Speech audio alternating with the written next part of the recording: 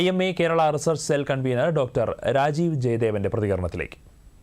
Amoeba ഉണ്ട് എന്ന് വെച്ച് എല്ലാവർക്കും ഇൻഫെക്ഷൻ ഉണ്ടാകുന്നതുമില്ല. എന്നാൽ ചിലർക്ക് മാത്രം ഇത് എങ്ങനെ ഉണ്ടാകുന്നു എന്ന് ചിന്തിച്ചു കഴിഞ്ഞാൽ മിക്കവാറും കുട്ടികളിലാണ് ഇത്തരം രോഗങ്ങൾ, ഇത്തരം അണുബാധ കണ്ടുവരാറുള്ളത്. ഇത് കുട്ടികൾ കൂടുതലും വെള്ളത്തിൽ കൂടുതൽ സമയം സ്പെൻഡ് ചെയ്യുന്നു. അതുപോലെ തന്നെ അവർ മുങ്ങാങ്കുഴി ഇട്ടെന്നിരിക്കാം. ചിലപ്പോൾ കൂടുതൽ ചേർ ചവിട്ടിയതിനു ശേഷം വെള്ളം കലക്കി അമീബകൾ പുറത്തു വന്ന് കൂടുതൽ അമീബകൾ ഉണ്ടാകുന്ന സാഹചര്യം ഉണ്ടായിരിക്കാം.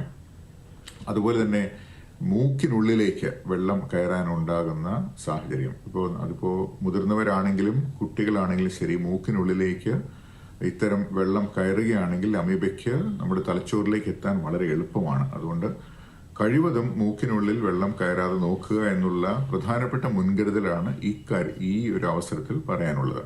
കാരണം ഒരേ കുളത്തിൽ എത്രയോ പേർ കുളിക്കുകയും നീന്തുകയും ചെയ്യുന്നു. എന്നാൽ അപൂർവമായി മാത്രം ഒരു വ്യക്തിക്ക് ഉണ്ടാകുന്നതിന്റെ പ്രധാന കാരണം ഇത് തന്നെയാണ്. കാരണം 3 പേർ നീന്തുകയാണെങ്കിൽ 3 പേർക്കും 3 രീതിയിലായിരിക്കും അവരുടെ മൂക്കിലും മറ്റും വെള്ളം കയറുന്നത്. മാത്രവുമല്ല, അനാറ്റമിക്കൽ ഡിഫറൻസസ്, ശാരീരികമായിട്ടുള്ള ചെറിയ വ്യത്യാസങ്ങൾ ഉണ്ടായിരിക്കാം.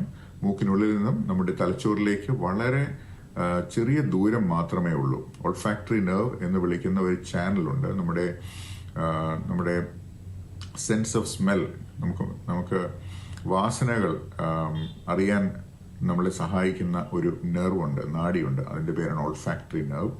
ഈ ഓൾഫാക്ടറി നെർവ് വഴി നമ്മുടെ തലച്ചോറിലേക്ക് അമീബയ്ക്ക് എളുപ്പം എത്താൻ സാധിക്കും. ഇത് പോകുന്നത് ഈ മേൽപ്പറഞ്ഞ ഈ ഒരു അസ്ഥിക്കുള്ളിൽ കൂടിയാണ്. അപ്പോൾ ഇത്തരം വാർത്തകൾ കേട്ട് പരിഭ്രാന്തരാകേണ്ട കാര്യമില്ല. നമുക്ക് ഓരോരുത്തർക്കും എന്ത് ചെയ്യാൻ സാധിക്കുമെന്ന് ചിന്തിച്ചു കഴിഞ്ഞാൽ കഴിവതും വെള്ളത്തിൽ അധികം സമയം ചിലവഴിക്കാതെയും, അതുപോലെ തന്നെ തല മുങ്ങുകയാണെങ്കിൽ മൂക്ക് കഴിവതും അടച്ചു പിടിച്ച് മുങ്ങുകയും മൂക്കിൽ അധികം വെള്ളം കയറാതെ നോക്കുകയും ചെയ്യുകയാണ് ചെയ്യേണ്ടത്.